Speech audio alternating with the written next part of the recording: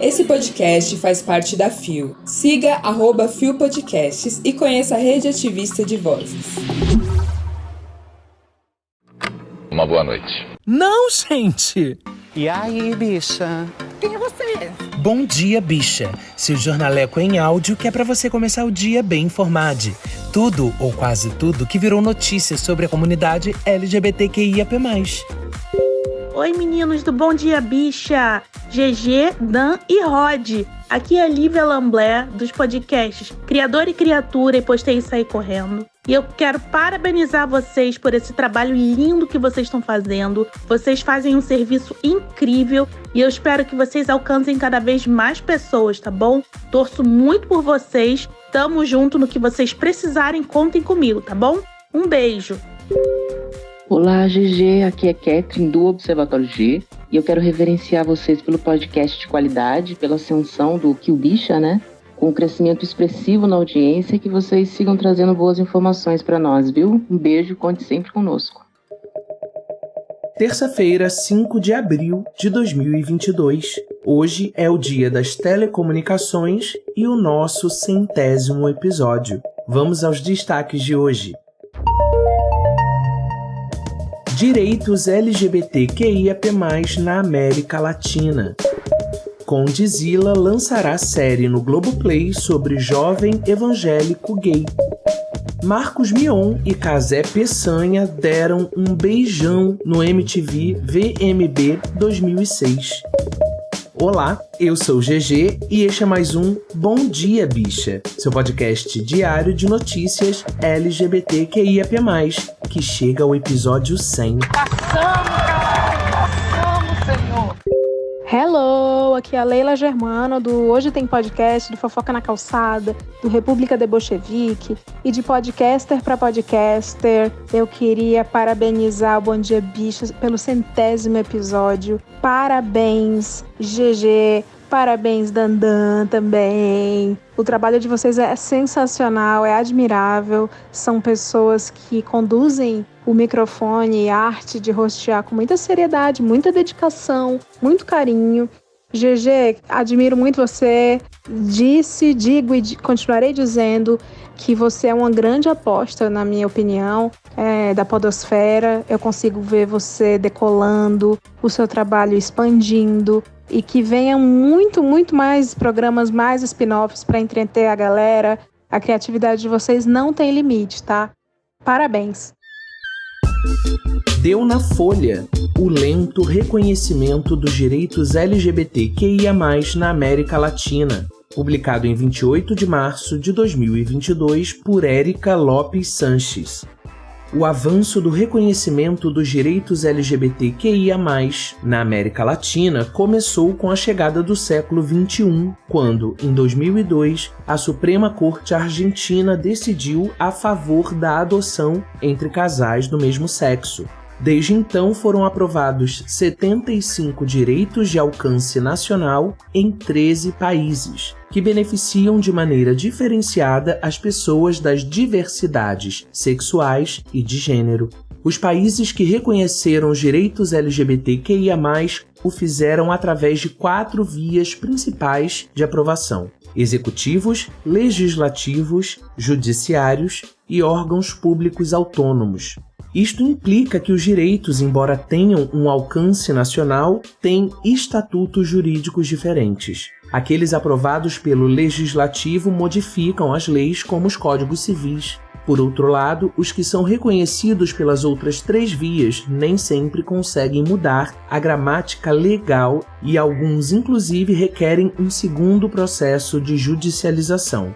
Argentina, Bolívia, Brasil, Chile, Colômbia, Costa Rica, Cuba, Equador, El Salvador, México, Panamá, Peru e Uruguai modificaram paulatinamente ao longo de 20 anos as estruturas cis-sexistas. A crença de que os corpos validados são aqueles cujas identidades binárias de gênero estão estritamente sujeitas à genitália. Os homens verdadeiros têm pênis e as mulheres verdadeiras têm vulvas. E heterossexuais que imperam na ordem política, social e simbólica. Isto foi possível graças ao ativismo LGBTQIA+, que tem lutado desde os anos 70, muitas vezes à custa de suas vidas. As lutas de longa data pelas diversidades sexuais e de gênero, assim como a escuta e atenção que receberam nos cenários internacionais de direitos humanos, permitiram que suas demandas ingressassem nos marcos de compreensão da legalidade dos direitos humanos. Isto significou que os países democráticos que firmaram acordos internacionais nesta área fossem obrigados a atender a estas exigências. Mas estes processos não têm sido automáticos. Apesar da obrigação internacional que foi construída, as pessoas LGBTQIA+, tiveram que batalhar para fazer valer as convenções e tratados internacionais em matérias de direitos humanos. Essa batalha foi travada mediante diferentes estratégias, como alcançar os congressistas mais empáticos aos direitos LGBTQIA+, ou o litígio estratégico, até mesmo a chegada esporádica e limitada de pessoas das diversidades sexuais e de gênero a cargos de representação popular. A experiência dos países no reconhecimento desses direitos evidencia que surgiram, na maioria das vezes, sem uma harmonização legal ou vinculativa. Por exemplo, reconheceram as uniões civis ou o casamento igualitário sem a robustez legal que envolve o casamento heterossexual, que inclui o direito à adoção ou a gama de benefícios legais, de previdência social, como o direito à saúde, à assistência infantil e a pensão do parceiro em caso de falecimento, entre outros. Estas formas desenfreadas e desvinculadas de reconhecer os direitos reafirmam as condições de violência e discriminação que as pessoas LGBTQIA+ sofrem por não responder aos mandatos cissexistas e heterossexuais sob os quais se encora a moral da condição cidadã liberal. Não podemos esquecer que os direitos foram aprovados em apenas 13 países e em alguns deles apenas um foi reconhecido, como El Salvador, 2 na Bolívia e Panamá, ou 5 no Chile, frente aos 13 direitos na Argentina ou os 10 no Uruguai, onde também foram geradas políticas públicas a esse respeito.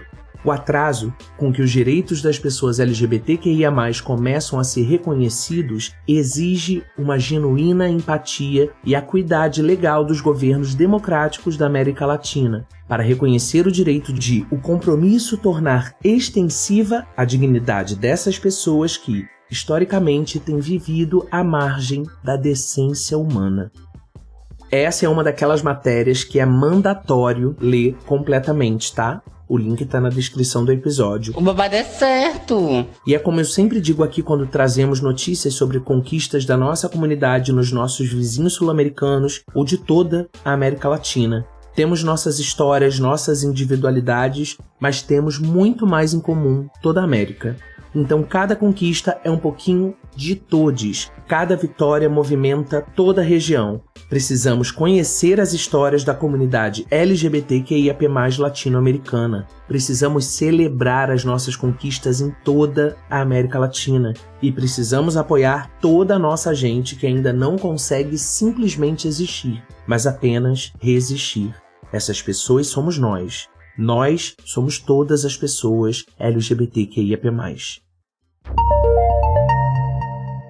Olá, aqui é o David Pazzato, jornalista do Gay Blog BR. Eu acompanho o Bom Dia Bicha desde a sua estreia e fico muito feliz que tenha atingido o programa número 100. Esse número mostra o quão necessário é a existência de veículos que pautem a comunidade LGBTQIA+, que fale sobre as nossas vivências e que também nos represente. Fazer jornalismo LGBTQIA+, é um trabalho de muita resistência, de muita persistência e, para além dos sites especializados em notícias LGBTQIA+, ter o Bom Dia Bicha cumprindo esse papel na podosfera é mais um espaço para que outras pessoas LGBTQIA+, sejam alcançadas e que a informação ela se coloque cada vez mais como uma ferramenta de empoderamento da nossa comunidade. Então, vida longa ao Bom Dia Bicha e que venham as comemorações dos 200, 300 mil programas.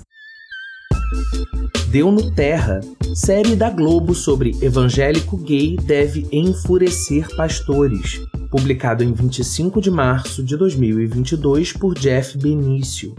jovem periférico evangélico que se descobre homossexual e vive uma paixão por outro homem, será a trama principal de O Filho do Amor, série original do Globoplay, ainda sem data de estreia. A produção está sob o comando de Conrad Dantas, mais conhecido como Condzilla. Ele é o fundador da produtora de clipes de funk que leva seu apelido. O canal no YouTube possui 65 milhões de seguidores e 36 bilhões de visualizações. Sua assinatura artística está em Sintonia, série de sucesso em parceria com a Netflix a respeito dos dramas e alegrias de jovens de uma comunidade de São Paulo. A terceira temporada deve ser lançada no segundo semestre. A revelação da temática de O Filho do Amor pela colunista Patrícia Kogut de O Globo provocou reações furiosas nas redes sociais. Muita gente acusa a Globo e o Globoplay de exagerar no lacre e na provocação à tradicional família brasileira. Abordar a homossexualidade de um evangélico vai gerar discursos raivosos de líderes cristãos. Dá para prever o pastor Silas Malafaia da Assembleia de Deus Vitória em Cristo subir o tom contra o grupo de comunicação da família Marinho, como fez em outras ocasiões. Católico com bom trânsito entre igrejas evangélicas, o presidente Jair Bolsonaro também não ficará em silêncio certamente. Em 2014, quando era deputado, ele disse que o primeiro beijo gay exibido pelo canal na novela Amor à Vida, entre os personagens Félix, de Matheus Solano, e Nico, de Thiago Fragoso, era um marco na depravação da sociedade. Não é a primeira produção da Globo com potencial para chocar e enraivecer os evangélicos. Em 1995, a minissérie Decadência, de Dias Gomes, mostrava um homem pobre, Mariel, feito por Edson Celulari, que se tornava milionário após fundar a primeira igreja neopentecostal. Com pinta de vilão, o personagem se dividia entre a arrecadação de dinheiro dos fiéis, o amor por uma ativista petista e a vingança contra a família rica que o maltratou no passado. Na época, houve a interpretação de que se tratava de uma provocação ao bispo Edir Macedo, líder da Igreja Universal do Reino de Deus, dono da Record e desafeto declarado da Globo desde sempre. Os dois canais viviam o auge de uma guerra ideológica. O clã Marinho, dono da Globo, tem forte ligação com a cúpula da Igreja Católica do Rio. Eu lembro do bafafá que foi Decadência, uma decadência de audiência, inclusive, porque os evangélicos manipuladíssimos boicotaram, né? Mas sim, estamos nas igrejas. Estamos, sim, sufocados pela hipocrisia que, via de regra, predomina em ambientes cristãos. E é muito corajoso do Condzilla topar contar essa história. Quisera todas as produtoras de grande alcance, todos os grandes grupos de comunicação, de entretenimento, nos ajudassem a contar nossas histórias. Se eu já adorava e respeitava demais o trabalho de amplificar vozes periféricas que o Condzilla realiza, agora então... Porra! Ansiosíssimo aqui pela série e por pessoas LGBTQIAP+, na produção desse trabalho. Olá pessoal do Kill Bicha, aqui é a Bianca do site do Observatório G e eu queria parabenizar vocês por estarem chegando nesse episódio tão importante da história do podcast, da história de vocês, o 100º episódio, e eu me sinto muito honrada de poder fazer parte dessa história, de saber que eu marquei presença aí nesse espacinho de vocês, e o trabalho de vocês é sensacional. Espero que vocês continuem sempre com esse trabalho lindo, viu? Beijo, gente! Deu no Observatório G. Marcos Mion relembra que protagonizou um dos primeiros beijos gays da televisão brasileira, publicado em 2 de abril de 2022 por Muca Oliveira. Na madrugada de sexta, dia 1º, durante a sua participação no programa Conversa com Bial, o apresentador Marcos Mion, de 42 anos, relembrou que foi um dos primeiros artistas a protagonizar um beijo gay na história da televisão brasileira, em uma premiação da MTV em 2006. Quem é o felizardo que você está beijando ali? Indagou Pedro Bial quando foi mostrado a cena em que Mion aparece contracenando aos beijos com outro homem. Foi o Cazé, lembrou o artista. Na sequência, Mion chegou a comparar a truculência do beijo com algumas cenas do filme O Segredo de Brokeback Mountain. Mion e Bial então caíram na risada com a cena e o jornalista elogiou que o comandante do Caldeirão sempre foi um visionário. Vendo hoje já era uma linguagem YouTube e TikTok antes da internet existir, e você usa essa linguagem até hoje. Analisou Bial. Eu vou deixar o vídeo dessa performance no VMB 2006 na descrição do episódio. É bem caricato, bem estereotipado, mas 2006, né? E acho que o Mion merece esse pano pelo cara que ele é. E exatamente pela trajetória dele como artista, como comunicador que, ao olharmos em perspectiva, entendemos que sim, foi bastante corajoso dele, do Cazé, da MTV. Eu não lembro de ter lido nada a respeito na época, mas lembro do barulho que deu o beija-sapo gay com a Daniela Cicarelli, inclusive Por Onde Anda, Dani Cicarelli, que foi também em 2006. Alguém lá na MTV gostava da gente esse ano, né? Bom dia, bicha! Bom dia, GG! Bom dia, todo mundo! Aqui quem fala é o Dan, o roteirista do podcast. E eu tô aqui para parabenizar a gente pelos nossos 100 episódios. Foram quase 400 matérias que nós demos aqui, muitas delas sem o nome dos jornalistas, então, por favor, veículos, coloquem o nome do seu jornalista. Teve uma pessoa que escreveu, que correu atrás da notícia, e tô muito orgulhoso, muito feliz pelo nosso número, que esse número se multiplique e que a gente faça muito mais episódios, e é isso. Um beijo, até mais. Bom dia, bicha. Vou falar bem baixinho porque tá todo mundo dormindo aqui. Eu sou o Rod Gomes, sou editora aqui do programa. E é isso mesmo, eu tô sempre aqui varando a madrugada para deixar a sua manhã cheia de informação.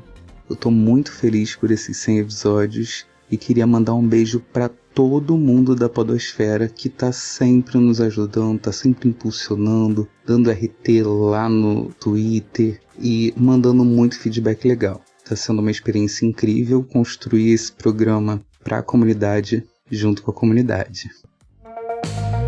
Chegamos ao final de mais um Bom Dia Bicha. E de acordo com a Pod Pesquisa Produtor 2020-2021, realizada pela ABPOD, a Associação Brasileira de Podcasters, divulgada no ano passado, apenas 18,7% dos podcasters não são heterossexuais. Ou seja, pessoas LGBTQIAP+, representam menos de 1/5 do total de podcasters do Brasil, segundo a amostra. Ocupar um espaço na comunicação no formato podcast é uma missão. O podcast é um formato mais democrático, demanda, falando de forma bem simplista, menos aparato técnico, e ainda assim, são poucas as vozes da nossa comunidade nessa mídia. Ocupar esse espaço é um ato político. Falar da comunidade LGBTQIAP+, das nossas dores, das nossas conquistas, dos nossos desafios, vai além do entretenimento. A gente sabe que nem nos comportamos exatamente como uma comunidade muitas vezes, e o nosso compromisso político, infelizmente, espelha muito esse lugar de descaso. Mas você que está aqui comigo, recebendo, acompanhando esse corre que Rod, Dan e eu temos feito na base de muito sacrifício, gastando o que resta da saúde mental da gente. Você, como a gente, acredita que nossas histórias precisam ser contadas, e contadas pela gente. Hoje chegamos no episódio 100 do Bom Dia Bicha. Diferentemente do que falávamos lá em novembro, quando eu tive essa ideia louca de fazer um podcast diário de notícias LGBTQIAP+, nós não somos o primeiro podcast diário de notícias sobre a nossa comunidade. Foi o Bendita Geni, do Bruno Nomura, quem ocupou primeiro esse espaço. Mas o podcast não é atualizado desde novembro de 2020. Eu não sei o que aconteceu, mas eu intuo. E se eu, que trabalho com criação de conteúdo com foco nas pautas da nossa comunidade desde 2018, que acompanho as realizações das pessoas da nossa comunidade Brasil afora, não sabia que o Bendita Geni existia como um podcast jornalístico, fica fácil pensar que a falta de apoio, de investimento, de uma comunidade engajada em ouvir e divulgar as histórias contadas pela gente, sobre a gente, foram as causas para essa descontinuidade. E cada um de nós que não consegue seguir em frente nessa ocupação de espaço necessária para as nossas existências é mais uma batalha vencida por eles. Por isso hoje, sim, nós somos o único podcast diário de notícias LGBTQIAP+, mas o caminho foi aberto lá atrás pelo Bruno e por todas as pessoas que ocupam um lugar na comunicação. Então eu agradeço e dedico esse pequeno marco a essas pessoas. Agradeço e dedico a Rod e Dan, que dentro das suas possibilidades fazem tanto para que eu possa estar aqui. E principalmente a você que está aqui comigo até agora, dando sentido a tudo isso que temos realizado. Não importa se somos 30 ou 3 mil, eu falo isso para mim o tempo inteiro. O que importa é que minha voz, a nossa voz, é ouvida por quem escolheu não se omitir na tentativa de construir um mundo com mais equidade para todas as existências.